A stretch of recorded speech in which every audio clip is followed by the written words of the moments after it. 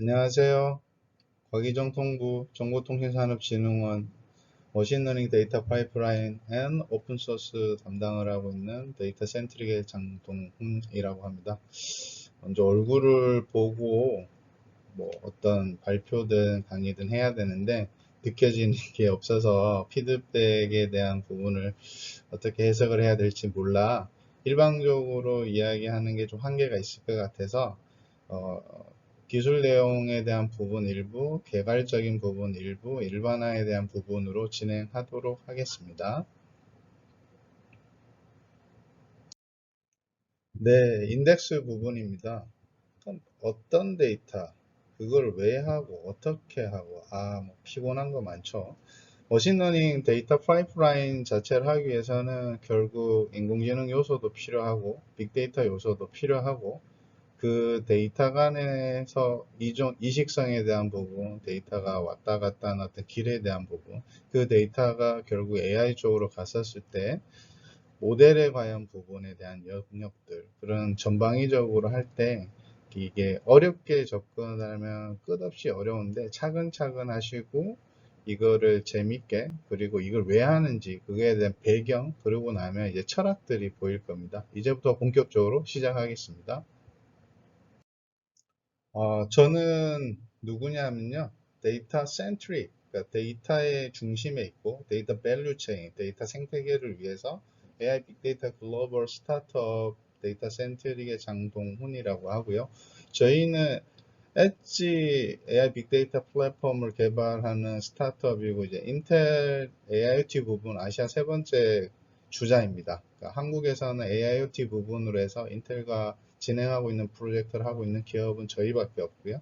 저희 자사에서 만든 솔루션 프로덕트 오픈소스로 공개된 웨일샤크, 저희는 이제 데이터 댐이 아니라 데이터 바다라고 했었을 때 웨일샤크를 오픈소스 프로젝트로 하고 저희 데이터 센트릭 R&D 센터에 관련된 인력들이 결국에 오픈소스 커뮤니티로 활동을 하기 위해서 개발자 커뮤니티 부분에 있어서 GitHub에 데이터 이그나이트 랩이라는 부분에서 오픈소스가 되어 있고요.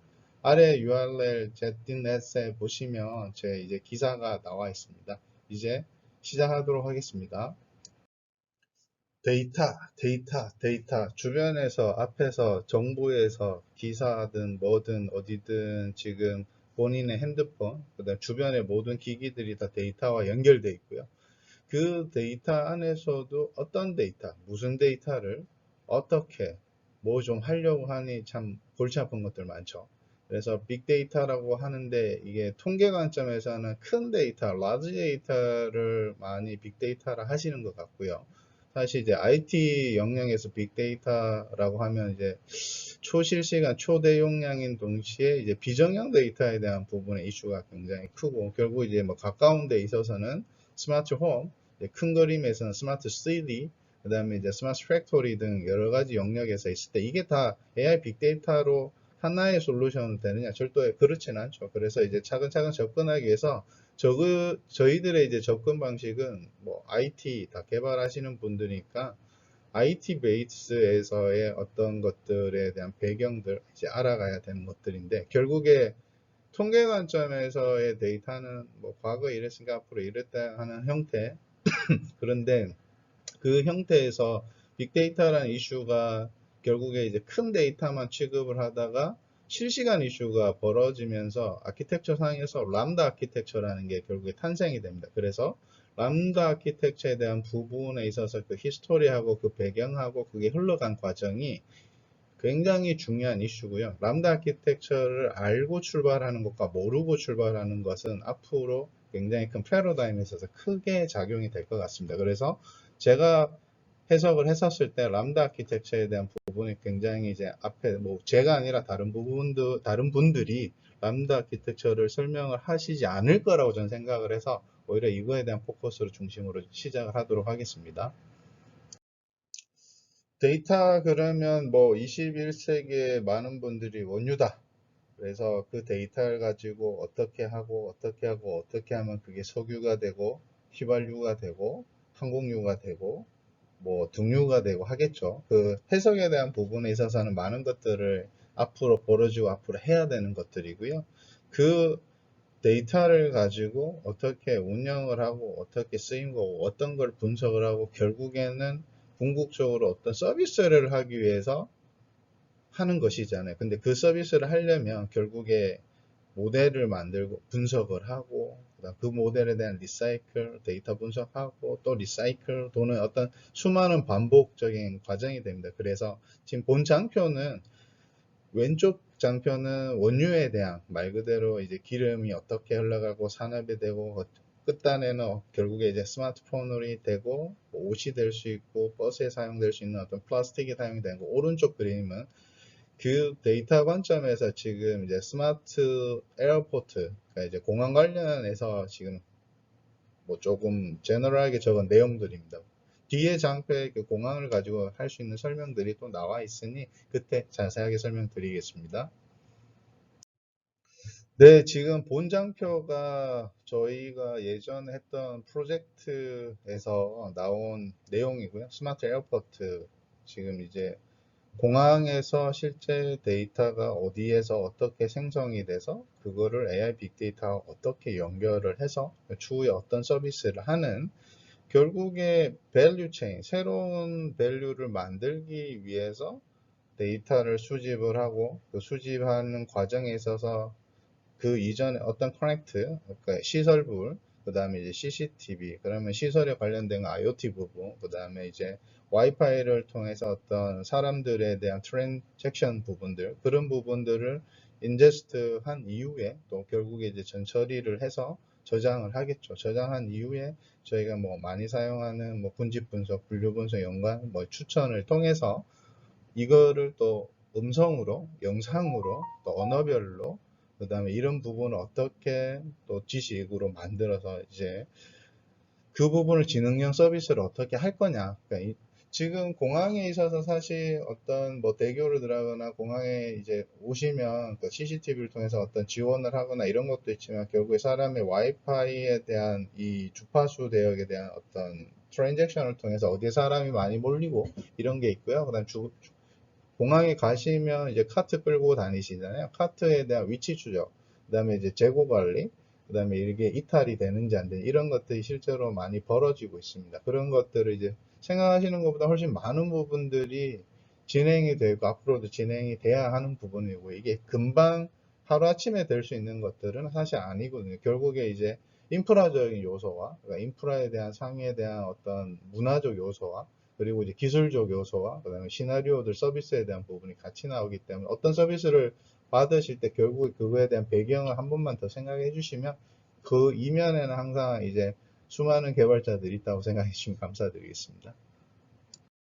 데이터댐 저희 뭐 여기저기서 엄청나게 듣고 있으시죠. 작년 7월에 디지털 뉴딜 정책으로 크게 발표가 되면서 이제 데이터 댐이라는 단어가 엄청나게 지금 이슈입니다. 그래서 본부처 차원에서 관련된 산업, 그러니까 뭐 데이터, 네트워크 AI라는 DNA라는 단어와 데이터 댐이라는 단어가 계속 진행이 될 거고요. 앞으로도 진행이 될 거고 이 이면에 결국에 저희 같은 뭐 기술 개발하는 친구들이 또 이 데이터를 많이 가지고 놀고 많은 사람들이 활용을 하고 그리고 신기술이 나오면서 신사업들, 신산업들이 창출이 돼서 글로벌 디지털 국가로서 이제 대한민국이 이제 리딩을 할 수 있는 구조로 가기 위해서 아마 이렇게 하신 것 같습니다. 그 이제 신기술의 영역과 이제 응용기술의 영역으로 또 나눠질 거고 결국에 이제 기술에 있어서 속도전에 대한 부분 그리면서 그 배경에는 또 많은 철학들이 또 담겨 있어야 되겠죠. 사실 이런 단어들을 뭐 많은 분들이 악용 아닌 악용을 많이 하십니다. 근데 이제 사실 이제 조금만 더 깊게 들어가면 결국에는 뭐 사람이 해야 되는 거잖아요. AI가 사람을 지원하는 것이지 AI가 사람을 대체할 수는 저는 개인적으로 없다고 생각을 합니다. 그렇기 때문에 그 철학적 이면에서의 또 기술을 조금 고민하여 주시고 그 기술을 잘 응용하셔서 신사업에 많게 신기술에 많은 응용을 하시기 바라고요. 뭐 저는 사실 데이터댐이란 단어를 개인적으로 썩 좋아하진 않지만 뭐 앞으로 안 할 수 없는 영역에 결국에 발을 담궜기 때문에 계속 저희는 이제 데이터 C라는 단어로 출발할 예정입니다. 앞장에서 이제 데이터 댐이라는 단어를 썼고, 이제 빅데이터 관점에서는 데이터 마트라는 또 단어가 있고, SI를 하면서 이제 데이터 웨어하우징이라는 단어. 그러니까 전통적인 IT 시장, SI 시장에서 DW 시장이 있었고, 그 DW 시장과 데이터 마트라는 시장이 빅데이터 시장에서 해석이 조금 달랐는데, 결국에 이제 DW의 집합체를 통해서 필요한 데이터들을 끄집어내서 또 다른 데이터 집합체를 보면 그걸 이제 데이터 마트라는 단어를 많이 씁니다. 그리고 이제 레거시 시스템, 실제 운영에 관련된 뭐 오퍼레이팅 매니지먼트 시스템에 있던 뭐 데이터베이스 오라클이라든지 뭐 티베라든지 알트베이스, 큐브리드, 마이에스큐엘, 뭐 PGSQL 등에서 실제 운영을 하고 계실 때 그 리얼 데이터를 가져와서 데이터 분석을 하실 수가 없잖아요.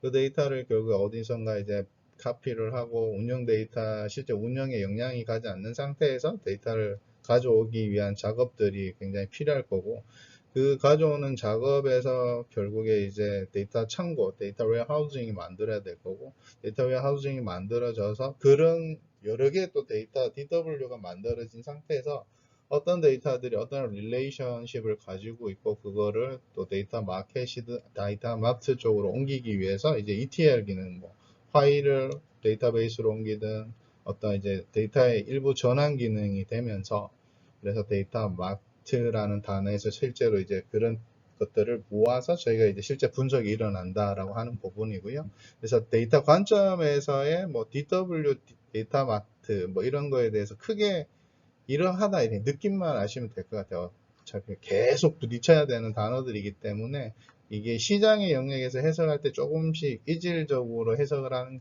경우들이 있습니다. 그러나 뭐 큰 틀에서 봤을 때 결국 이제 데이터이기 때문에 데이터라고 생각하시고 뭐 조금씩 차근차근 이제 시장에 적응하면서 가시면 될 것 같고요. 본 아키텍처는 뭐 아파치 에코시스템 많은 분들이 알고 계실 텐데 이게 시대의 흐름에 맞춰서 계속 업그레이드가 되고 있는 과정입니다. 본 그림은 이제 뒤에 계속 나올 거고요. 그리고 이제 전통적인 뭐 하둡 시스템에 대한 부분이랑 아파치 에코시스템, 그다음 빅데이터 결국에 큰 틀에 봤을 때 비슷비슷한 해석들이 다 됩니다. 출발이 된 게 아래 그림을 보시면 왼쪽이든 오른쪽이든 그 하드 파일 시스템 위에 결국에 맵 리듀스가 있고 이제 왼쪽 편에 이제 주키퍼 이제 코디네이션 하는 어떤 이제 부분이고, 그다음에 스코프를 통해서 데이터에 대한 체인지가 일어난 뒤에 이제 이 맵 리듀스 위에 보시면 이제 하이브 SQL, R 커넥터, 뭐 이제 기존의 이제 머신러닝 라이브러리는 뭐 하고, 그다음 피그를 통하고 우지를 통해서 이런 것들을 모니터링합니다. 오른쪽에 이제 HBase는 이제 하드 위에 올라가는 NoSQL이고, 이거 전체에 대해서 사람이 보면서 매니지먼트 할 수 있는 어떤 클러스터 구조를 짜는 게 이제 안발이라는 거 되어 있고, 뒷부분에 이 부분은 더 계속 강력하게 나올 예정이니까 이러하구나. 근데 계속 부딪혀야 됩니다. 부딪혀서 이제 알아가셔야 되고, 머신러닝 하는데 왜 이런 게 나오냐? 머신러닝이라는 데이터 파이프라인 안에 결국 이제 인프라적 요소, 파일이나 빅데이터 더하기 AI에 대한 중첩적 요소이기 때문에 이런 단어들은 끊임없이 나와야 됩니다. 그래서 머신러닝 데이터 파이프라인에서 데이터 파이프라인만 딱 할 수 있는 영역이 아니고, 이런 배경에서 이런 게 탄생이 되겠구나 하는 영역으로 가기 때문에 그러합니다. 제가 이제 빅데이터 관련 에코시스템 이렇게 보면 왜 이 장표를 넣냐면 동물의 왕국이거든요. 하둡을 이제 코끼리라고 보고 해석이 되면 코끼리 위에 이제 피그라는 돼지가 있고 하이브리라는 벌이 있고, 그리고 이제 타조라는 게 있잖아요. 그래서 이런 것들을 전체적으로 코디네이트 한다라고 해서 주 키퍼거든요. 동물에는 관리자가 있어야 되잖아요. 그래서 동물의 왕국에서 맞춰서 이런 것들이 탄생이 됐고, 그래서 조금 다른 색깔들을 보시면 레디스는 동물이 아니잖아요. 독립적인 구조인 거고, 그러니까 아래에 있는 파일 시스템, 파일 시스템 위에서 도는 이제 응용 컴포넌트들을 어떻게 조합하느냐에 따라서 이제 탄생이 된 거죠. 플링크 보시면 이제 다람쥐잖아요. 플링크도 지금 이제 엄청나게 지금 프로젝트들이 활성화되고 있고, 이제 뭐 아시다시피 전통적으로 한국은 이제 트렌드에 좀 민감합니다. 민감하다 보니 해외랑 다르게 좀 이렇게 속도전에 있어서는 빠른데 그러니까 소위 말해서 유행이라는 게 워낙 좀 센 그런 게 또 발생되는 국가가 한국 개발자의 특성 중 하나인데, 그런 면에서 반대로 장점도 있고 단점도 있다라고 생각하시는 거죠. 본장표가 또 다른 앞장에 있는 장표와 또 다르고, 또 그렇게 해서 계속 응용이 돼서 또 발전할 거니까 또 뒤에서 또 설명드리겠습니다. 자, 또 이 그림이 나왔습니다. 결국에 이제 이 그림이 끊임없이 나올 텐데요. 맨 아래 보시면 이제 OS 레이어가 있죠. 저희가 뭐 일반적으로 쓰는 리눅스들. 그 위에 이제 랭귀지라는 것들이 올라가요. 이 랭귀지가 사실 이 위치에 들어갈 건 아닌데, 지금 이제 빅데이터 관점에서 이제 했었을 때, 그러니까 언어를 사용한다라는 부분에 있어서의 랭귀지를 인프라 요소로 봤고, 그 인프라 요소, 그러니까 특히 자바라는 랭귀지 위에서 이제 올라가는 하드 파일 시스템이잖아요. 하드 파일 시스템이 이제 HDFS 라는 영역의 파일 시스템입니다. 하드 파일 시스템이지 뭐 새로운 뭐라고 생각하시지 마시고요. 파일 시스템 위에서 이제 얀을 가지고 그 파일 시스템끼리의 어떤 구조들에 대한 모니터링, 리소스 관리 이런 것들을 하는 것이고, 그 하드 파일 시스템 위에 스파크가 있는 겁니다. 하드 파일 시스템 위에 스파크가 있는 거고, 우지, 그 다음에 피그, 하이브, 프레스토, R 커넥터, 이제 뭐 하고 이제 피닉스, HBase가 있고, 결국에 파일 그 하드 파일 시스템 오른쪽에 보시면 결국에 이제 동물 관리자인 주키퍼가 있는 거고요. 앞단에 보시면 데이터를 이제 소스라고 하는 게 아래 보시면 ERP 뭐 올랩, 그 다음 CSV, 그 다음 아래 보시면 플룸, 그 다음에 카프 커스텀, 스쿱 이런 것들이 있고, 결국 이 데이터들이 이런 리소스, 소스들을 통해서 수집이 됐었을 때 ETL에 대한 영역이 일어났고, ETL이 진행이 된 이후에 결국에 뭐 어떤 전처리가 또 일어나겠죠. 전처리 대응 위에 저장이 일어나고, 그 저장이 일어난 것들을 결국에 분석을 하고, 분석이 일어난 것들을 이제 보여주겠죠. 보여주는 거고, 이 구조를 끊임없이 당연하게 이해를 해 주셔야 됩니다. 데이터는 이게 결국에 이제 데이터 파이프라인의 가장 큰 그림에서 이 흐름이 있기 때문에 이 흐름을 벗어나는 건 없고, 이 영역에서의 또 다른, 그러니까 이제 머신러닝 데이터 파이프라인에서 데이터 관점에서 봐야 되는 것들을 지금 계속 이야기를 드리는 거고, 그 뒤에 가신 뒤에서 이제 머신러닝 데이터 파이프라인에서 이제 모델 데이터 파이프라인으로 나오는데, 결국에 모델 데이터 파이프라인도 모델 자체를 데이터라고 해석을 하시면, 그러니까 결국에 데이터 안에 데이터와 모델이 있다고 생각하시면 결국에 이 틀을 벗어나지 못한다라고 저희는 해석을 하는 거죠. 그러니까 모델 자체 학습을 하기 위해서 처음부터 학습을 할래, 중간에 학습을 할래, 그럼 데이터를 처음부터 받을래, 중간에서 받은 것만 넣을래, 이런 부분들로 또 나눠지기 때문에 그렇습니다.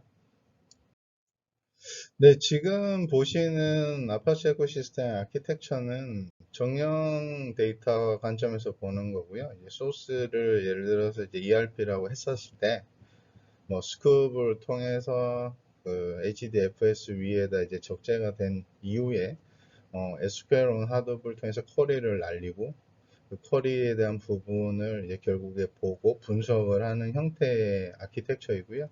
사실 이제 정형 데이터에서 이렇게 하는 경우는 그 대용량을 처리하실 때, 예를 들면 이제 뭐 메모리 자체가 올라갈 수 있는 데이터가 뭐 2테라, 3테라 이러면 올라가실 수가 없잖아요. 그래서 여러 대의 HDFS 하드 시스템을 만들어서 그 위에서 이제 많은 데이터들을 쌓아두고 거기서 이제 땡겨서 정형화 시킨 뒤에 이제 좀 분석을 하는 아키텍처라고 보시면 될 것 같고요. 지금 보시는 부분은 이제 IoT 부분에서 이제 아파치 에코 시스템인데, 그 스마트 팩토리 쪽에서 사용하는 것 중에 하나입니다. 무조건 이걸 사용한다는 건 아니고요. 보통 현장에 공장에 가시면 사용하시는 이제 뭐 OPC 위에 관련된 프로토콜을 사용해서 데이터를 올리는데, 그 끝단에 이제 카프카나 플룸을 통해서 어떤 이제 실시간성에 대한 데이터를 이제 카프카 컨슈머나 등등을 사용해서 위로 올릴 때 결국 이제 하드 위에서 스파크를 사용해서 스트림 데이터를 처리하고요. 그 스트림 데이터 뒤에 보시면 또 피닉스를 통해서 쿼리를 날리고 하이브를 통해서 쿼리를 날리고 하는 건데, 피닉스 관련된 부분하고 그런 것들을 또 정형화 시켜서 보는 아키텍처입니다. 뭐 이게 100% 맞다라는 건 아니고, 현재 지금 시장에서는 NoSQL 관련된 뭐 데이터베이스들이 워낙 활성화되어 있어서 전통적으로 이제 HDFS 위에서 HBase를 사용한다거나, 그렇지 않을 경우 카산드라 관련된 이제 키밸류 TSDB도 많이 사용하고 있기 때문에, 그 올라운드 플레이어에서 결국에 모든 걸 다 담아서 이런 아키텍처를 쓸 거냐, 근데 이제 특성화된 도메인에서 필요한 것들만 쓸 거냐에 대해서는 이제 판단을 해 주셔야 될 것 같고요. 그래서 앞에 두 가지 경우를 둘 다 담은 이제 하이브리드 형태의 이제 정령 비정령을 다 다룰 수 있는 아키텍처라고 생각하시면 됩니다. 큰 틀에서 보면은 비슷비슷합니다. 결국에 이제 소스에 대한 부분이 스트림성, 어떤 IoT성에 대한 부분하고, 그래서 뭐 꼭 스파크만 쓰겠다, 스파크도 이제 스트림 관련된 스파크 스트림도 있고, 일부 또 다른 영역이 이제 메모리 위에서도 일반 스파크 형태도 있을 거고, 그 위에서 이제 뭐 HBase든 레디스든 카산드라든 뭐 아파치 드로이드든 이런 것들을 또 사용해서 정령화 시키는 작업을 또 하겠죠. 그래서 이제 비정령 데이터를 사람이 결국에 알기 쉽게 쿼리 날릴 수 있는 구조로 어떤 전처리들이든 안에서 어떤 마트 구성하고 이런 부분들을 만들어서 할 수 있는 하이브리드 아키텍처라고 생각하시면 됩니다. 꼭 하드만 있는 게 아니라서 이렇게 이제 엘라스틱 부분에 있어서도 제가 이렇게 좀 넣어놨고요. PLC 이제 OPC UA에서 카프카로 오는 부분들을 엘라스틱 서치에서 받아서 엘라스틱 서치 위에 이제 엑스팩에 관련된 모니터링이나 뷰에 관련된 이제 키바나 부분을 또 할 수 있는데, 이제 성격상 이게 맞느냐 저게 맞느냐 100% 옳은 건 없습니다. 뭐 고객의 요구사항도 있겠지만, 그 데이터라는 게 숫자냐 또 문자냐, 뭐 숫자 문자가 다 있느냐, 또 거기에서 뭐 영상에 관련된 이슈도 있고 그림에 관련된 것도 있고 뭐 보이스 뭐 주파수에 관련된 것들도 있기 때문에, 이러한 형태의 이제 ELK 아키텍처에 대한 부분도 참고로 지금 넣어놨습니다. 지금 사진으로 보시는 이 양반 이름이 나단 마스라는 분인데요. 이제 트위터 관련된 이제 슈퍼 개발자이셨고, 이 양반으로 인해서 람다 아키텍처가 탄생이 됩니다. 이제 아파치 스톰 크리에이터이고, 이제 람다 아키텍처의 탄생으로 해서 실시간에 대한 아키텍처가 본격적으로 그려지는 거죠. 이분으로 인해서 지금 뭐 시대가 바뀐 것도 있고, 반대로 개발하신 분들은 많이 피로도가 세신 거죠. 이제 소개된 그 실시간 분석을 지원하는 이제 빅데이터 아키텍처, 람다 아키텍처에 대한 부분이 뒤에 내용이 계속 언급이 될 텐데, 람다 아키텍처에 관련된 책도 별도로 있습니다. 뭐 좀 깊게 공부하실 분들은 그 아키텍처에 관련된 내용을 좀 더 깊게 보시고 많은 고민하여 주시는 게, 저는 뭐 제가 생각할 때는 꼭 보라는 건 아니지만 보셨으면 하는 영역에서 추후 이제 빅데이터에 대한 부분에 대해서 말씀을 하실 때 람다 아키텍처를 모르고 막 이야기하시는 분들이 되게 많으세요. 이제 뭐 MIS 쪽에서는 이런 걸 아실 필요는 없는데, IT 베이스에서는 람다 아키텍처를 알고 모르고의 차이가 굉장히 크다고 저는 생각을 합니다. 지금 보시는 장표가 람다 아키텍처 이제 스트럭처 구조입니다. 이제 왼쪽 편에서 데이터가 들어올 때 위에 이제 배치 레이어, 중간 이제 서빙 레이어, 아래 이제 스피드 레이어가 있는데요. 이제 전통적으로 과거에 저희가 분석을 해왔던 방식이 이제 배치 레이어라고 생각을 하시면 되고, 배치 레이어랑 서비스 레이어랑 이렇게 굉장히 많은 브릿지적인 요소가 있고, 아래 이제 스피드 레이어, 이제 스트림 데이터 관련된 레이어랑 이제 서빙 레이어랑은 조금 적은 영역으로 브릿지가 됩니다. 사실 그래서 이제 배치 뷰에 관련된 중간에 이제 서빙 레이어 보시면 내용들이 많은 거고요. 이 부분에 대한 이 장표에 대한 해석이 하나 둘씩 들어가면 깊어질 텐데, 깊어지는 부분에 있어서 이제 하드웨어 관련된 그 뭐 버전별에 대한 차이, 이게 같이 물고 가는 거라서 이 부분을 이제 뒷부분에서 하나씩 하나씩 다시 설명해 드리도록 하겠습니다. 람다 아키텍처 배치 레이어 부분인데요. 결국에 이 영역은 대용량에 대한 이슈가 있을 테고, 대용량 데이터를 매번 조회를 할 수가 없잖아요. 매번 조회할 수 없기 때문에 그 배치성으로 이것을 한다라고 생각하시면 됩니다. 그 전통적인 어떤 분석에 있어서 저희가 많이 사용하는 거고, 결국에 이거는 이제 데이터를 미리 계산해서 한다라는 거죠. 그러니까 사전 정의가 잘 돼 있어서 필요할 때마다 백엔드에서 이제 자동으로 동거에 대한 결과를 나중에 볼 수 있는 어떤 그런 구조라고 생각하시면 되고, 근데 배치 비율 부분이 결국에 이제 부정확하게 이 배치를 해서 뭐 결과가 잘 안 나오거나 혹시나 문제나 생길 수 있잖아요. 그럴 때 이제 복구할 수 있는 구조가 아주 잘 돼 있다는 거죠. 그렇기 때문에 그런 형태에 있어서 베이스 자체가 이제 하둡이 될 수밖에 없는 구조들이 좀 되어 있습니다. 그 배치 레이어에서 결국에 하둡을 사용을 안 할 수 없기 때문에 하둡에 대한 버전에 대한 내용이 이제 언급이 좀 되어야 되고요. 그 하둡 버전 1.0과 이제 하둡 버전 2.0의 차이가 1.0에서는 결국에 이제 뭐 파일 시스템 위에서 맵리듀스 단일, 그러니까 뭐 여러 개를 하셨을 때 뭐 클러스터 자체가 이제 4000 노드까지밖에 안 되는, 그러면서 실제로 리소스에 대한 모니터링이 너무 집중화되어 있기 때문에 뻗을 수 있는 구조가 되어 있습니다. 그래서 결국에 하둡 2.0이 탄생이 되면서 얀이라는 영역이 들어오고, 얀 위에서 이제 맵 리듀스, 그리고 이제 MR2가 되는 거죠. MR2 이후에 이제 스파크, 나머지 것들이 이때부터 이제 에딩이 되기 시작을 해서 뭐 리눅스로 따지면 커널 2.2에서 2.4로 바뀐 케이스라고 보시면 가장 좀 뭐 리눅스 엔지니어 입장에서는 이해가 되기 쉬운 구조라고 생각하시면 되고요.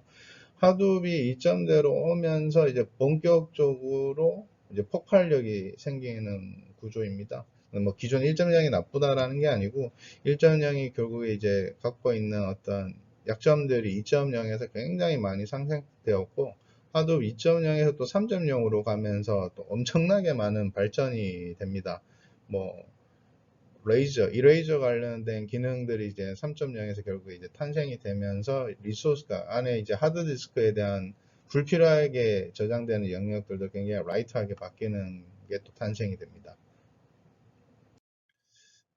호토노스 데이터 플랫폼이라고 적혀 있지만 뭐 결국 이제 아파치 F 시스템인데 1.0과 2.0의 차이가 보시면 이제 어떤 생태계의 변화도 같이 일어나죠. 지금 얀이라는 부분이 지금 뭐 클라우드 쪽에서도 많이 사용하거든요. 리소스 부분에 있어서 이 부분에 대한 것들, 그리고 하이브에 대한 발전, 그다음 테즈라는 게 들어가서 결국에 이제 엔진 영역이 일부 굉장히 좋아졌고요. 스트림 데이터 관련된 영역들이 본격적으로 이때부터 활성화가 됩니다.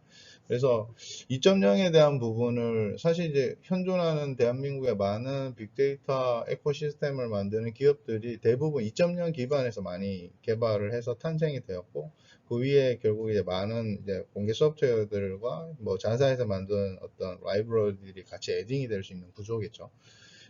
추후에도 지금 이제 3.0이지만 2.0을 하고 3.0을 해라, 아니면 3.0을 해라.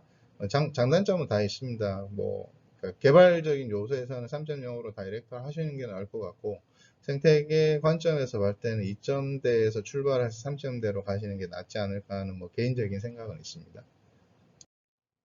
하둡 2.0대 야한 아키텍처인데요. 왜 이런 것들이 결국 이제 람다 아키텍처를 이해하기 위해서 안에 내용들을 좀 아셔야 될 것들이 있어서 뭐큰 틀에는 그냥 이런 게 있구나 정도만 생각하셔도 될 것 같습니다. 결국 이제 하둡이라는 거 있었을 때 야한이 아까 잠시 이야기했던 리소스에 관련된 부분이기 때문에 리소스 매니저라는 부분이 있고, 그 하둡이 결국 이제 뭐 네임 노드, 데이터 노드 뭐 이런 것들을 많이 이야기 들으셨잖아요. 그래서 노드 매니저라는 게 있고요. 그 위에서 이제 또는 어플리케이션들이 있을 텐데 그 어플리케이션에 대한 이제 마스터라는 기능들이 있어서, 얀 자체에 대해서는 사실 뭐 클라우드를 하시는 분들도 뭐 빅데이터를 하시는 부분도 많이 뭐 개인적으로는 보셨으면 하는 영역이 있고요. 이걸 통해서 그 아키텍처 상에서 보시면 이제 클라이언트가 리소스 매니저로 와서, 그러니까 노드 매니저끼리 이렇게 통신을 합니다. 이제 데이터 노드겠죠, 대부분. 그 안에 데이터 노드 안에 어떤 또 다른 형태의 이제 어플리케이션들이 돌 거고, 그게 뭐 스파크가 됐건 아니면 뭐 MR이 됐건 또 다른 것들이 있겠죠. 그런 거에 대한 뭐 형태들이 계속 모니터링이 돼서 그거에 대한 마스터, 이게 이제 카프카도 보시면, 이제 카프카도, 뭐, 클러스터 개념들 보시면, 큰 틀에서 보시면 그 출발들이 결국에는 하드웨어에 연결된 아키텍처들이 다 어떤 부분 형태들이 다 일어나죠. 그리고 메타 관련된 부분도 마찬가지일 테고, 하드웨어에 대한 아키텍처를 끊임없이 보시는 게 큰 틀에서 추후에 일어나는 뭐 TA의 관점에서 봤을 때 굉장히 중요한 요소라고 저는 판단이 됩니다. 결국에 이제 하드 자체를 또 보시면 결국에 리눅스 파일 시스템에 대한 해석도 같이 일어날 수 있다고 저는 생각을 하기 때문에, 그리고 이제 리눅스에서도 우리가 이제 슈퍼블록 같은 거 있잖아요. 우리 뭐 마운트 하시면은 그 앞에 뭐 점 로스트라고 해서 보여지지 않지만 그 마운트 했었을 때 그게 이제 슈퍼블록이고, 그 슈퍼블록이 결국에 마운트에 대한 위치를 갖고 있는 메타라고 생각을 하시면 되거든요. 결국에 하드웨어에서도 엣지 카탈로그라는 부분에 있어서 엣지 카탈로그가 어딘가를 메타에 대한 부분을 던지면 메타 파일 시스템, 메타만 전문적으로 저장을 하겠죠. 메타는 이 데이터가 저기에 저장돼 있어요. 데이터 노드 어디에 이게 있어요 라는 부분에 대해서 또 저장을 하기 때문에, 그 파일 시스템에 대한 탄생 배경을 그래서 자세히 보시면 리눅스라는 게 출발이 됐고, 리눅스 파일 시스템이 이제 클러스터 병렬 처리에 대한 부분을 패러럴 파일 시스템으로 가면서 이제 클러스터 파일 시스템 발전이 되고, 그 클러스터 파일 시스템이 되면서 이제 벌처 파일 시스템에 대한 개념이 오면, 그래서 이제 자바 위에서 도는 부분들 뭐 여러 가지가 있겠죠. 그리고 이전대의 파일 하드비 장점과 단점이 있는데, 결국에 이제 그 하드 세팅을 하다 보면 힙 메모리에 관련된 이슈들이 있습니다. 3점대에 올라가면 이제 결국에 그 영역들이 자바가 알아서 하는 형태로 넘어가거든요.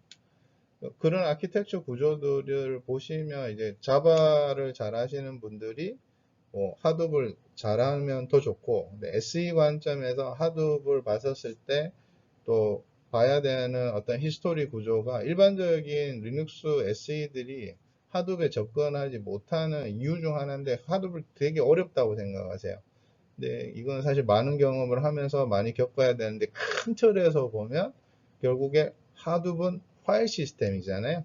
그래서 리눅스 파일 시스템에서부터 출발을 하면 결국에 하드 파일 시스템까지 연결되지 않을까 저는 좀 생각을 하고 있습니다.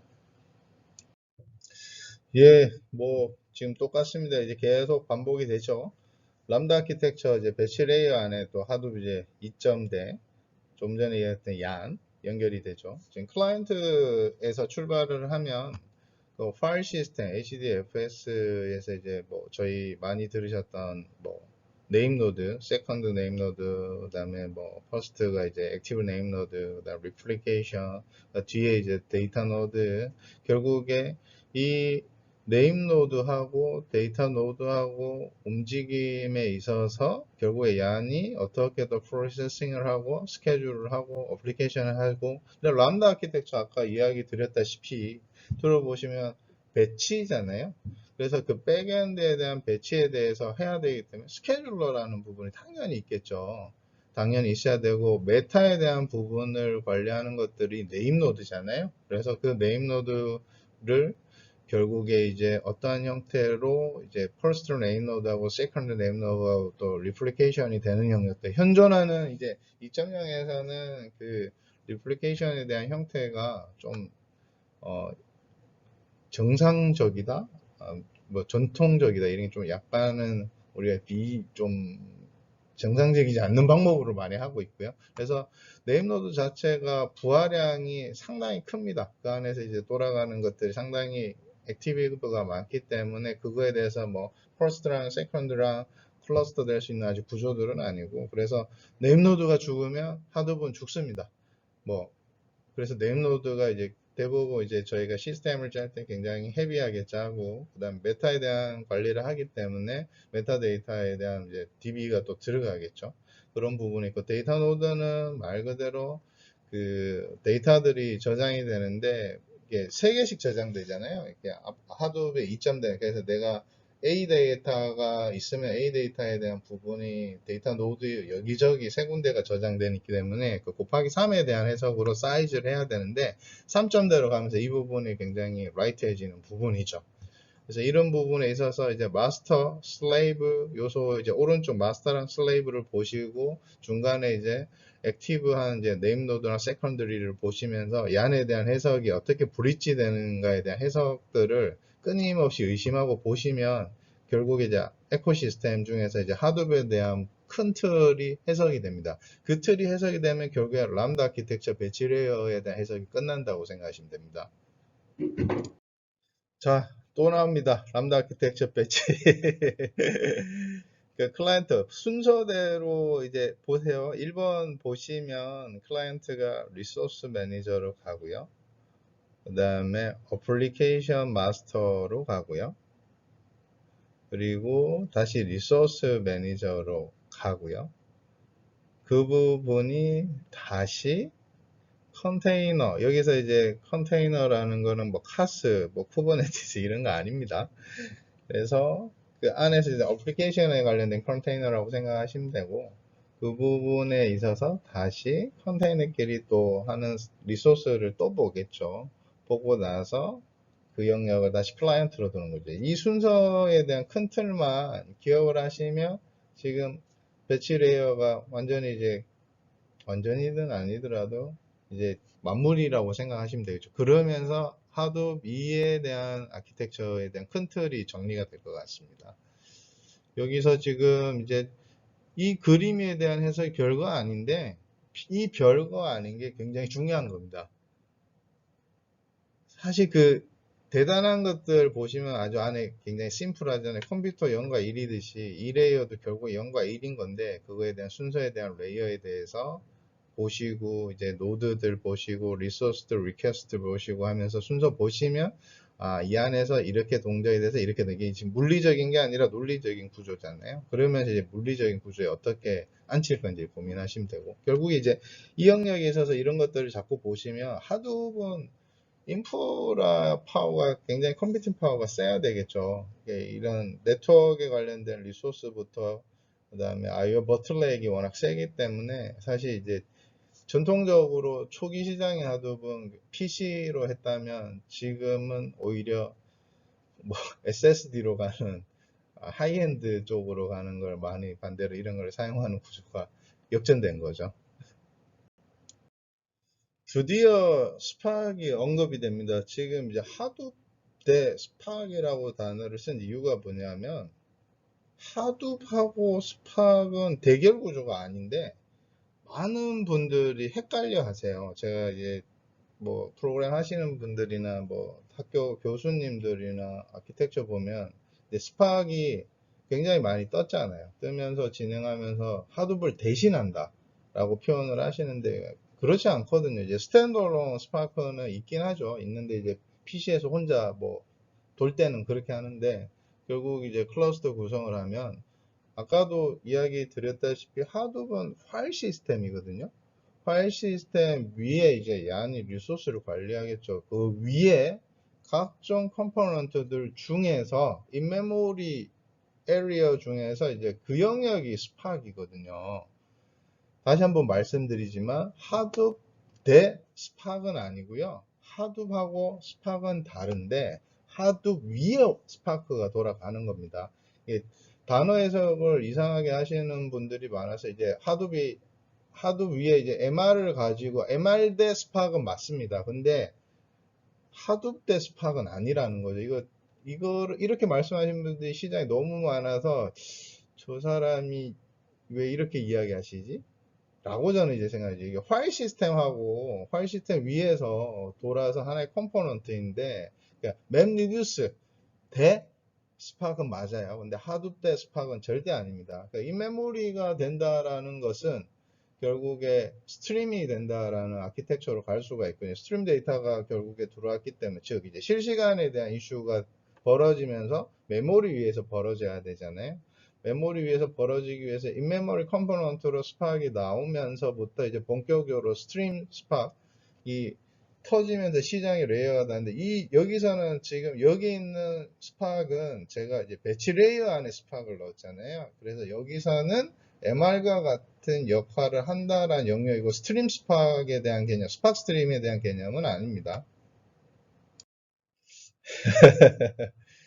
갑자기 또 맵 리듀스가 나왔습니다. 이제 아파치 하둡 2에서 이제 맵 리듀스인데 이거 상당히 피곤하실 수 있습니다. 이제 맵 리듀스 이제 잡 트래커, 태스크 트래커 이런 것들이 있고 이제 셔플 이제 리듀서 이런 게 있는데 그러니까 MR이라고 통칭하는 것인데요. 맵 리듀스입니다. 이제 셔플에 관련된 부분이 일어나서 어떻게 정리가 되는 것들인데 이거를 설명을 드리는 게 나을지 안 드리는 게 나을지 이런 게 있구나 정도에서 보시는 게 나을지에 대한 해석을 좀 어떻게 해야 될지 잘 모르겠어요.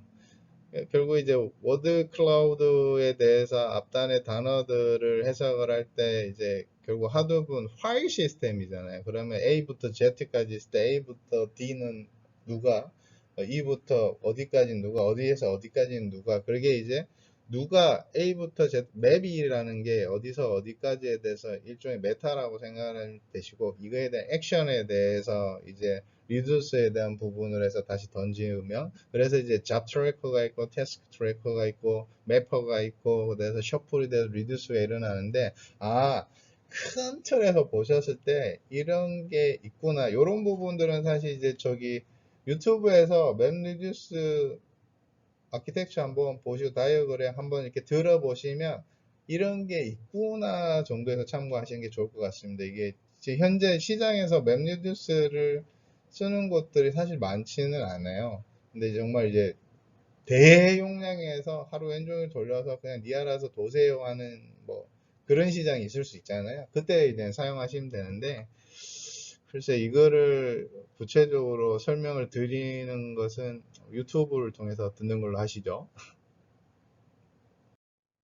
네, 그 웹리듀스 워드 카운트 샘플 플로우인데요.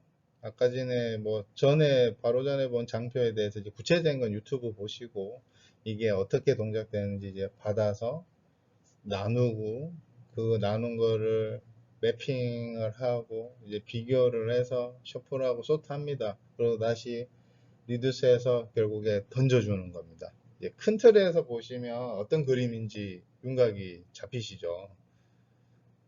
그래도 뭐 헷갈릴 수 있는데 참고로 이제 파이썬 데이터 크기에 따라 다르겠는데 MR을 써야 되는 경우는 있습니다. 그러니까 정말 이제 대용량일 때 저희가 프로젝트 했었을 때 데이터를 쪼개서 파이썬으로 쪼개서 마리아DB나 MySQL에 넣는 작업을 하는 거랑 MR로 돌렸을 때 획기적인 차이가 있어요. 애초에 처음부터 MR로 했었으면 되는데 쿼리를 날려서 데이터 스프리드 하는데 이제 하나씩 하나씩 던져 얘가 자르잖아요. 파이썬에서 저희가 하면은 뭐 잘못 짤 수도 있는데 일단 비교하면서 하다 보니 그런데 그게 뭐 한 예를 들어서 쿼리 만들고 돌리는데 14시간 걸렸어요. 그래서 MR에서 돌리니까 뭐 5분 만에 되는 뭐 이런 것들이 있습니다. 꼭 이거를 써라, 저거를 써라. 그거는 다 틀립니다. 이제 그 파이썬 하시는 분들이 자바도 하시면 좋은데 자바 내에서도 또 MR 관련된 프로그램은 또 다른 영역이잖아요. 그래서 이게 100% 옳다라는 건 아니고 대용량에 관련된 부분에 있어서는 사실 이제 MR이 편한 부분은 사실 있습니다. 그래서 뭐 이런 장표가 있구나 정도로 참고해 주시면 감사드리겠습니다. 드디어 람다 아키텍처에서 배치 레이어를 벗어나서 이제 서빙 레이어인데요. 서빙 레이어는 결국에 뷰라고 생각하시면 되거든요. 뷰. 그러니까 데이터 처리를 했어요. 처리를 해서 결국에 보여주는 거잖아요. 출력을 하는 건데, 그러니까 이제 배치 레이어 같은 경우는 배치성이기 때문에 미리 얘가 연산을 해서 결과가 나온 거를 머지해서 보여주는 거죠. 그래서 이게 지금 표현에는 HBase라고 표현이 되어 있고, 이제 스피드 레이어는 조금 요 다음 방표부터 설명을 드릴 건데, 결국에 스피드 레이어도 리얼타임 형태에서 데이터를 봐야 되잖아요. 그러니까 서빙 레이어는 뷰라고 생각하시면 돼요. 어떠한 데이터가 됐건 미리 연산이 된 거를 보여주는 역할을 한다라고 생각하시면 되겠습니다. 연산을 한 거를 결국에 저장한 거를 보여주는 거니까 근데 이제 아까 HBase라는 것들에 대한 표현이 있어서 NoSQL이라는 부분이 당연히 언급이 돼야 될 것 같아요. 그래서 NoSQL은 뭐 RDM에서 확장 이슈를 하기엔 DB다. 그러니까 not only SQL입니다. 그러니까 이제 뭐 각기 다른 장단점이 있겠죠. NoSQL들은 사실 여기저기 굉장히 많이 쓰시고 IoT 부분들에서도 많이 쓰시고 지금 이제 뭐 비정형 데이터들이 대부분이잖아요. 비정형 데이터 부분에 있어서 사실 NoSQL 어떤 걸 쓰셔라 이거는 정할 수가 없는 게 뭐 카산드라도 있고 아파치 드로이드도 있고 지금 언급되는 HBase도 있고 그다음에 레디스라는 것도 있고 몽고DB라는 것도 있고 결국에 이제 몽고DB 안에 들어가면 이제 노에스QL끼리의 어떤 뭐 샤딩이라는 기술들도 있고 그래서 그걸로 인해서 이제 클러스터에 대한 구성이 또 일어날 거고 그만큼 사실 지금 현재 세상에서는 NoSQL, 그러니까 비정형 데이터를 정보하는 쪽이 빅데이터 솔루션이든 저희 쪽이든 이제 머신러닝 하면서 이제 데이터 관점에서 봤었을 때 그 영역에 대한 부분이 아마 승리자가 아닐까. 사실 저희도 이제 NoSQL에 대한 부분에서는 내부 프로젝트로는 이제 아파치 드로이드랑 이제 쿠베플로우에 대한 부분하고 같이 섞어서 지금 진행하는 프로젝트가 따로 있고요. 추후에 아마 그게 완료가 되면 별도로 이제 데이터 관련된 ETL 부분하고 해서 어느 정도 완성이 됐었을 때 이제 다시 공개 소프트웨어로 저희가 또 배포할 예정입니다. 자, 앞에 언급했다시피 NoSQL이 쓰는 에리어랑 SQL이 쓰는 에리어입니다. 이제 정형DB 쪽은 뭐 현재 웹 서비스든 모바일 서비스든 뭐 많은 부분들 사실 사용하고 계시는 거는 다 알고 계시고 NoSQL 부분 보시면 지금 이제 SNS 그 다음에 IoT 부분 그 다음에 모바일 내에서도 우리 뭐 비정형 데이터들 많잖아요. 뭐 인스타그램에서 사진, 그 다음에 이제 뭐 틱톡 같은 유에 대한 뭐또 동영상에 관련된 스트림 데이터들 등등등. 키밸류에 대한 부분이 있으면서 TSDB, 그러니까 타임 시리얼 데이터는 저희 쪽에서 이제 NoSQL이라고 보는데요. 로그 데이터 자체가 어떤 형태는 있지만 사실 사전 정의를 해석에 좀 애매한 것들이 굉장히 많잖아요. 그리고 이 NoSQL하고 이제 뒤에 오늘 언급을 해야 될지 말아야 될지 좀 고민 중인데 뭐 장표 하나는 넣고 그냥 간단하게 넘어가죠. 아파치 이제 이그나이트 프로젝트를 저희가 또 같이 하고 있는데 그 아파치 이그나이트는 이제 스파크는 in memory인 거고 아파치 이그나이트는 in memory 플랫폼입니다. 근데 in memory 플랫폼이라는 것 안에서 NoSQL의 역할을 할 수 있는 게 아파치 이그나이트에 있어요. 그래서 이거를 NoSQL로 처리해야 되는 에리어와 아파치 이그나이트에서 처리를 해야 되는 부분에서 저희가 좀 테스트를 하고 있는데 이게 사실 이제 도메인에 맞춰서 엄청난 많은 경험이 필요할 거라고 보고요. 그래서 뭐 이게 정답이다 저게 정답이다는 아니고 현재 지금 요 상태에서는 SQL이 아닌 것들은 NoSQL이구나. 그래서 이게 사실은 우리 주변에 굉장히 많은 것들이 NoSQL이 훨씬 더 많다라는 거죠. 결국 이제 뷰에 대한 에리어이기 때문에 이제 NoSQL, SQL, 그다음 NewSQL, SQL에 대한 것들이 한번 언급이 돼야 될 것 같아서 그러니까 뭐 여러분들 많이 알고 계시는 뭐 Oracle, MS SQL, 마리아 SQL, 마리아DB, 그다음 MySQL 이런 것들이 이제 일반적인 SQL이고요. 조금 전에 이야기 드렸던 뭐 몽고DB 관련 카산드라, 그다음에 아파치 드로이드 뭐 이런 것들은 NoSQL이거든요. NewSQL이라는 게 볼트DB가 한 재작년부터 굉장히 이슈가 있습니다. 뭐 인메모리 위에서 도는 이제 메모리 SQL 이런 것들도 있는데요. 예, 이거를 사실 저희가 아직 사용을 해보지는 못했고요. 그래서 요 본 장표에서는 이제 SQL 하드업에 대한 부분들이 이제 릴레이션이잖아요. 이런 류들, 그 다음에 이제 프레스토, 이제 클라우데라, 임팔라, 그 다음에 전통적인 이제 SQL 밑에 아래 시장들, 그 다음에 논 릴레이션십을 해서 맵 리듀스 이런 것들이 있고, 이게 왜 있는지, 이런 것들이, 그러니까 데이터베이스의 관점에 대한 부분과 그 다음에 데이터 분석의 관점에서 SQL을 쓰는 형태에 대해서 레이어를 아래 위로 나오고 밑에서 또 나눈 것이거든요. 그냥 큰 틀에서 이러이러하구나 정도에 대해서만 이제 직관하시고 넘어가시면 될 것 같아요. 드디어 람다 아키텍처 스피드 레이어입니다. 지금 뭐 아래 지금 그림 보시면 스피드 레이어 안에 보시면 이제 뉴 데이터 스트리밍 프로세싱 시스템 이제 스트림 데이터가 들어와서 그걸 이제 처리하는 거죠. 리얼타임으로 처리해서 결국에 리얼타임으로 또 봐야 되는 이슈가 벌어질 수 있겠죠.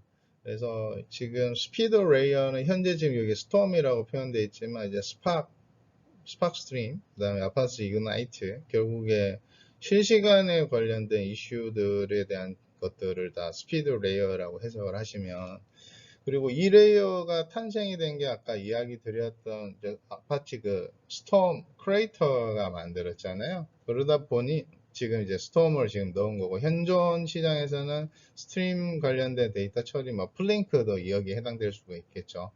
그래서 이 큰 틀에서 앞에 지금 계속 이야기 드렸던 배치 레이어, 그 다음에 이제 조금 전에 계속 이야기했던 이제 서빙 레이어, 그리고 이제 스피드 레이어인데요. 이 요거에 대한 란다 아키텍처 전체에만 이야기가 되면 이제 데이터에 대한 해석들, 그러니까 이제 뭐 데이터 애널리스트 부분이 아니라 이게 데이터에 대한 플로우에 대한 큰 틀이 다 해석이 되거든요. 그래서 지금 람다 아키텍처를 이해해야 되는 부분이라고 계속 이야기 드린 거고, 데이터 파이프라인에서 데이터 파이프라인 안에서의 데이터 관점에서 지금 보는 것들 때문에 람다 아키텍처를 끊임없이 말씀을 드릴 수밖에 없는 구조입니다. 스피드 레이어에서 결국 이제 스파크 스트리밍이 중심을 제가 볼 수밖에 없는 게, 이제 본 장표에서는 람다 아키텍처에서 스피드 레이어에서 스파크 코어가 아니라 스파크 스트리밍입니다. 결국 이제 실시간이고, 그 영역에 있어서 지금 아래로는 그 뷰에 대한 또 뭐 SQL 하드 형태가 있으니까 스파크 SQL이 있을 거고, 이 스파크 스트리밍 위에서 결국에 분석에 대해서 돌아가야 되는 게 머신러닝 라이브러리가 필요하죠. 그런 영역이고, 결국에 왼쪽 편에서 카프카든 HBase든 뭐, 그러니까 보시면 이제 스트림 데이터 소스든 뭐 스태틱 데이터 소스든 결국 이제 스트리밍으로 처리해야 되는 것들, 결국에 이제 오른쪽에 저장이 되는 형태가 아까 뭐 볼트DB, memDB, 카산드라, HBase, 카프카, 뭐 이게 파크의 방식이 있고 또 ELK로도 저장하는 게 있는데, 결국에 스파크에서 스파크 스트리밍이라는 이슈로 인해서 이 지금 아까 이야기 드렸던 람다 아키텍처의 배치는 스파크인 거고요. 본장표의 스피드 레이어에서 스파크는 스파크 스트리밍이 관점인 겁니다. 이 부분은 좀 절대로 헷갈리시면 안 됩니다. 그래서 실시간에 대한 데이터에 대한 처리를 한다라는 관점에서의 지금 스피드 레이어에서 스파크 스트리밍이 언급이 된 부분이기 때문에, 본 요 그림을 지금 중간에 있는 스파크 스트리밍을 까먹지 않으시면 요 단어만 기억을 하시면 될 것 같습니다. 스파크만 할 수 없잖아요. 뭐 람다 아키텍처 만든 사람이 스톰 크리에이터이기 때문에, 결국에 이제 스톰 아키텍처는 실시간 아키텍처인 거고요. 스파크 아키텍처는 실시간인 것도 있는 아키텍처잖아요. 그래서 스톰 아키텍처가 좋냐, 뭐 플룸이 좋냐, 뭐 이게 좋냐, 그거는 다 성향에 따라 다르고 어떤 데이터일까, 어떤 걸 사용하는가에 따라서 환경과 개발자 입장에서 다를 것 같고요. 그러니까 인풋 때는 이제 스트림 데이터들을 결국에 디스트리뷰터로, 그러니까 병렬 처리할 수 있는 엔진 자체에 대해서 이제 스톰을 하고 결국은 아웃풋도 그렇게 낼 수 있다라는 거고, 근데 스톰을 나쁘다 좋다라는 게 아니라, 그러니까 실시간에 있어서 사실 이제 스파크 스트리밍은 스트리밍이긴 하나 마이크로 배치죠. 뭐 그러니까 0. 몇몇몇 초, 뭐 이런 형태라고 생각하시면 되고, 이거는 아키텍처 자체가 실시간 아키텍처예요. 개념이 조금 달라요. 근데 사실 지금 개발자 집단들이 스파크에 대한 개발자 집단이 훨씬 크고, 스톰은 사실 이제 한국에서 조금 버려졌다기보다 많이 사용하지 않는 형태로 되고, 지금 스플링크가 또 뜨면서 뜨고 있는 과정이고, 스파크가 뜨면서 카프카가 같이 뜬 거죠. 그래서 카프카, 스파크의 어떠한 형태에 대한 궁합이 가장 맞는 형태로 지금 소프트웨어, 특히 공개 소프트웨어 많은 문서들과 사례들이 있기 때문에 아마 그걸 많이 사용하실 것 같아요. 그러나 람다 아키텍처를 만든 사람은 스톰 크리에이터다라는 거는 기억해 주셨으면 좋겠습니다. 자, 앞에 장표에서 스파크, 스톰 이야기하면서 스파크 이야기하면서 카프카 이야기했습니다. 드디어 이제 카프카가 나왔습니다. 카프카가 결국 이제 메시지 큐, 그 다음에 이제 실시간 데이터를 스트리밍하는 하나의 프레임워크죠, 플랫폼이고. 그래서 아파치 카프카가 뭐 지금 굉장히 많이 발전되죠. 이제 현재 보시는 장표보다 훨씬 많이 발전이 돼서 하나를 받아서 여러 군데 던질 수 있고 여러 군데 던지는 방식도 많이 낮았고 얘네끼리 신뢰성에 대해서 뭐 약간의 뭐 UDP, TCP 개념처럼 이 신뢰를 100% 해야 되는 거에 대한 리트라이, 그 다음에 조금 준신뢰를 해도 되는 것도 아니면 신뢰 안 해도 되는 뭐 UDP에 이제 브로드캐스트처럼 던져야 되는 어떤 그런 아키텍처들이 계속 고도화가 돼 있죠. 근데 카프카 아키텍처는 지금 뭐 지금 슈퍼 개발자 쪽으로 하고 계시는 이제 이동진 님이 지금 커미터로 활동을 워낙 왕성하게 하고 계시고 또 이동진 님 자체가 또 스파크 커미터시잖아요. 그래서 이 한국 내 아파치 스파크 카프카는 사실 뭐 SK 쪽에서도 슈퍼 개발자들이 많으셔가지고 굉장히 액티브하게 시장이 형성이 되고 있어요. 자, 카프카 커넥터에 대한 부분들하고 결국 이제 DB 연결하고 출발하는 것들에 대한 아키텍처들이 많이 계속 탄생이 되고 앞으로 또 그분들이 또 어떻게 발전을 해 나가실지 또 어떻게 응용을 하실지 굉장히 액티브하게 지금 진행되고 있는 걸로 알고 있습니다. 저도 이제 거기에 뭐 합류 아닌 합류는 하고 싶은데 사실 뭐 저희 거 또 해야 되기 때문에 웨일샤코 프로젝트 때문에 사실 이제 많은 것들은 지금 하지 못하고 있는 상태입니다.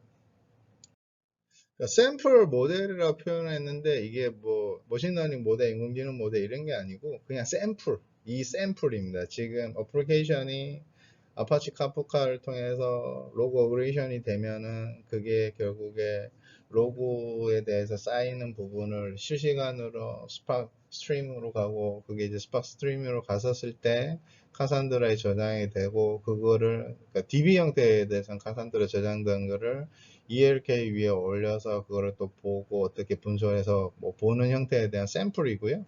이게 수많은 샘플 중에 하나라고 생각하시면 됩니다. 꼭 뭐 하둡이든 아니든 뭐 이게 하이브리드로 일부러 된 것들로 되는 걸로 이렇게 지금 저장을 한 거고요. 사실 이제 ELK 위에 이게 아니라 하둡 위에 지금 스파크가 어차피 올라갔을 거잖아요.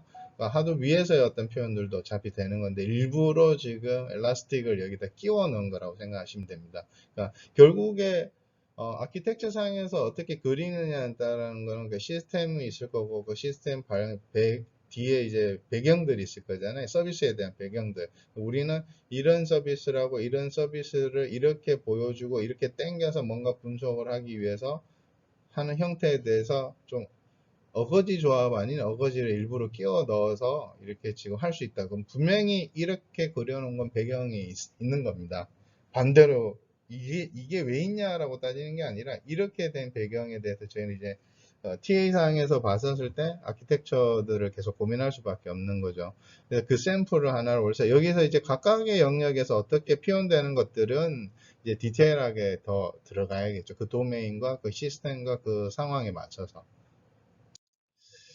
저 머신러닝 플로우인데요. 지금 이제 람다 아키텍처를 큰 틀에서 정리를 하고 이제 클라우드 위에서의 머신러닝 플로우에 대한 샘플입니다. 그러니까 이제 왼쪽 편부터 출발을 하면 로 데이터가 지금 쌓여서요. 클라우드 위니까 이제 오브젝트 스토리지에 쌓이죠. 그래서 클라우드 위에 하둡이죠. 그러니까 오브젝트 스토리지에 쌓인 거를 전처리든 어떤 트랜잭션을 이제 데이터 마트 DW 형태로 지금 만든 거죠. 하드 위에 올려서 오브젝트 스토리지로, 그러니까 파켓라는 이제 포맷에 대한 데이터 스토리지 올라온 거를 위에 지금 오른쪽 위에 보면 쿼리에 대한 대시보드, 그러니까 하이브 SQL 하둡을 쓸지 밑으로 내려가면 이제 클라우드 또 하둡이라 해서 뭐 약간의 ETL 형태가 되던 아니 그런 형태가 되건 또 다른 형태에서 오브젝트로 좀 피처들을 짜서 또 다르게 이제 랩하지를 만듭니다. 랩하지 만든 거를 오른쪽 아래 보시면 모델 스토어로 갈 수도 있고 위에 모델 트레이닝 쪽으로 갑니다. 지금 이 그림이 클라우드 위에서 보편적으로 머신러닝을 하는 어떤 플로우거든요. 그래서 모델 자체에 대해서 지금 모델 트레이닝 쪽에 보시면 이제 텐스플로우 서버나 뭐 주피터 같은 게 이쪽에 있어서 이제 프리딕션 하는 것들을 다시 오브젝트 스토리 오른쪽으로 내려가고 모델 스토어로 내려가잖아요. 그러면 다시 맨 처음에 보시면 또 파켓 지금 중간에 있는 오브젝트 스토리에서 아래 SQL 하둡, 그러니까 클라우드 하둡 쪽으로 내려가서 오브젝트 스토리지에서 다시 이제 피처들이 또 모인 것들이 다시 또 오브젝트 스토리지 오른쪽 모델 스토리지로 가는 어떤 리사이클들이 계속 일어나서 모델이 정교화되면서 계속 뭔가 이렇게 정의되고 계속 나아지는 형태에 대한 머신러닝 플로우입니다. 일반적인 플로우고 이제 상세적인 것들은 이제 머신러닝 관련된 데이터 파이프라인이죠. 그러니까 머신러닝 데이터 파이프라인을 이제 조금 뒤에 다시 한번 설명해 드리도록 하겠습니다. 여기에서는 지금 데이터 파이프라인 아키텍처는 아키텍처라기보다는 이제 스트럭처 구조는 여기에서 지금 데이터 파이프라인은 데이터 앤 모델이거든요. 그러니까 통합이라고 보시면 되고요. 지금 밑에 많이 뭐 파이참 쓰시고 텐서플로우 쓰시고 뭐 이클립스 쓰시잖아요. 왼쪽 편에 보시면 아키텍처 관련된 모델링에 대한 시뮬레이션을 하는 것들, 그 다음에 이제 이벤트 관련된 시스템들, 뭐 카프카, 데이터 스트림 이렇게 보이시죠. 그다음 중간에 이제 아파치 스파, 그다음 밑에 보시면 이제 케라스, 그다음에 케라스 밑에 보시면 모델, 그다음에 이제 디시전 메이커 이렇게 해서 파이썬 이 안에서 뭐 케라스도 있을 거고 판다스도 있을 거고 또 케라스가 아닌 뭐 파이토치 또 사용할 수 있고 텐서플로우 뭐 많이 사용하겠죠. 그렇게 하는 전반적인 데이터 파이프라인이라고 보시면 되고요. 그래서 이런 것들에 대한 것들, 지금 이게 일반론에 대한 그림이거든요. 꼭 이것만 있는 것들은 아니고 전방위적으로 봤었을 때 이 안에 다 해당이 됩니다. 보시면 이 그림들에 대한 해석들을 좀 잘게 쪼개서 디테일하게 그려야 되는 것들은 이제 그 지금 현업에서 하시는 분들이 어떻게 우리가 이거를 쪼개서 그 안에서 할까? 즉 큰 틀에서 예를 들면 뭔가 이제 프로젝트를 하시면 WBS가 됐건 어떤 거를 내부 프로젝트 한번 만드실 거잖아요. 그러면 5단계를 만드실 거고, 그러면 1-1, 1-2, 1-3을 또 쪼갤 수 있는 거고, 2-1, 2-2, 2-3 이렇게 쪼갤 수가 있잖아요. 본 그림에 맞춰서 본 프로젝트들을 그렇게 쪼개시라는 거죠. 그러면 케라스 밑에도 어떤 것들이 또 있잖아요. 기술적인 거로. 판다스 밑에도 또 뭐가 있을 거고, 우리는 요런 것들을 써서 이런 모델을 가서 어떻게 또 리사이클을 해서 반대로 데이터 자체도 어떻게 리사이클을 해서 이렇게 적용을 하겠다 하는 어떤 스트럭처 구조를 리빌드 하시는 게 가장 낫지 않을까 저는 생각을 합니다. 머신러닝 데이터 파이프라인이란 데이터 수집, 전처리, 관련된 이제 학습 모델 만들겠죠. 학습 모델 만든 거 이제 배포하고 예측까지 하는 전 과정을 처리하는 아키텍처이고요. 머신러닝 파이프라인이 필요한 게 머신러닝 하려면 일일이 다 코딩을 하실 수가 없잖아요. 전 과정을 수행하기 위해서 데이터 쪽 기반에서 모델 쪽 기반에서 파이프라인 자체를 자동화해야 되고 모델에 대한 정확성을 계속 올려야 되기 때문에 이게 반드시 필요한 거고요. 그러면 이거를 왜 하느냐? 데이터 분석하고 학습 모델 만들고 배포하려고 하는 거죠. 정확한 모델 만들어서 이제 또 재학습하고 계속 나아진 걸 또 배포하기 위해서 하는 것이기 때문에 굉장히 이 아키텍처가 뒤에 이제 앞에 계속 이야기 드렸던 것과 비슷한 부분들이 계속 노출되기 때문에 좀 숙지를 해서 이제부터 본격적으로 들어주셨으면 감사하겠습니다. 좀 지루하실 수도 있는데 그래도 좀 다시 들어주세요. 본장표를 이해하는 게 굉장히 중요하고요. 이걸 이해하기 위해서 앞에 것들을 다 지금까지 해왔다고 생각하시면 되는데 이 장표를 바로 보시고 이해를 하면 천만다행인데 그렇지 않기 때문에 본장표를 이해하기 위해서 지금 앞에 많은 것들을 이야기한 겁니다. 지금 데이터 수집을 했고 그 다음에 ETL을 이제 적용을 하죠. 그래서 이제 데이터 레이크에 뭐 전처리 변환된 것들 뭐 리얼타임이건 배치이건 저장이 되죠. 그러고 나서 이제 데이터를 준비하죠. 데이터 정교화하고 이제 편향 분석을 합니다. 그런 것들을 가지고 이제 모델 트레이닝을 하죠. 모델 이제 트레이닝을 할 때 하이퍼 파라미터를 적용을 할 때 이제 뭐 최적 옵티마이저죠. 옵티마이저를 하고 이제 학습률, 성실함수, 뭐 정교화, 미니 배치, 훈련 횟수 이런 것들을 합니다. 그런 것들을 하기 위해서 이제 데이터든 모델이든 병렬 처리를 해야겠죠. 뭐 GPGPU라든가 MXNet이라든가 뭐 텐스플로우라든가 파이토치라든가 그래서 이제 성능 향상을 위해서 이제 병렬 컴퓨팅을 하는 거죠. 그 병렬 컴퓨팅을 한 거는 결국에 이제 모델을 만들기 위해서 하는 거잖아요. 그래서 모델이 만들어져서 이제 모델을 적용을 하는 거죠. 적용을 할 때 결국에 이제 뭐 머신 모델을 어딘가 배치를 할 거고, 백엔드든 클라우드든 호스팅을 하든 어딘가 배치를 해서 대상을 생성을 하고, 그 다음에 주기적으로 이거를 또 갱신을 해야 되잖아요. 갱신을 하기 위해서 다시 리트레인을 갑니다. 이 부분들을 하는 결국의 이유는 모델을 배포하고 예측하기 위해서 하는 거잖아요. 그래서 현재 이 장표가 지금까지 말을 하기 위해서 나온 꽃이라고 생각하시면 됩니다. 그래서 이런 것들을 다 하기 위한 과정의 앞에 어떤 기술들이 필요하고, 결국 데이터를 모으기 위해서 카프카, HDFS 뭐 이런 논리적인 이제 컴포넌트들을 반대로 이제 개념적으로 지금 녹인 겁니다. 이 부분이 가장 꽃이기 때문에 이 부분을 꼭 뭐 수도 없이 수천 번이 되진 않겠지만 좀 많이 숙지하셔서 이 틀 안에서 가능하면 뭐 요 일이 지금 이 개념도 자체도 추후에 계속 업그레이드가 될 거라고 생각을 합니다. 결국에 머신러닝 데이터 파이프라인, 뭐 머신러닝 파이프라인을 적용을 해야 되겠죠. 앞에 뭐 그러한 이유들 때문에. 그래서 파이프라인 기본 모델을 배포하고 캐싱하고 코드해야 되고 재사용을 해야 되니까 쿠베플로우를 사용을 하는 거고, 데이터 오케스트레이션을 해야 되니까 데이터 중심에서 데이터가 왔다 갔다 해야 되잖아요. 그래서 아파치 에어플로우라는 걸 사용을 하고요. 이거를 계속 지속 버전 관리, 형상 관리, 배포를 해야 되기 때문에 이제 데브옵스 영역하고 같이 사용을 해야 되잖아요. CI/CD 영역에서 이제 제킨스를 사용을 하는 거고, 머신러닝 파이프라인을 효과적으로 써야 되기 때문에 개발적인 측면에서는 결국에 이제 디자인 프로세서가 이제 협업 구조가 되어야 되고, 유지 관리 차원에서 SDK 버전 관리, 디버깅, RESTful API, 뭐 트리거, 재사용, 뭐 트래킹 이런 게 돼야 될 것이고, 성과 측면에서는 결국에 이제 성능에 대한 퍼포먼스랑 이제 모델링이 좋아져야 되잖아요. 그것에 대해서도 서로 나누어서 이제 쭉쭉 뻗어 나갈 수 있는, 계속 지속적으로 되면서 변화되면서 버전 관리도 같이 돼야 되는 영역입니다.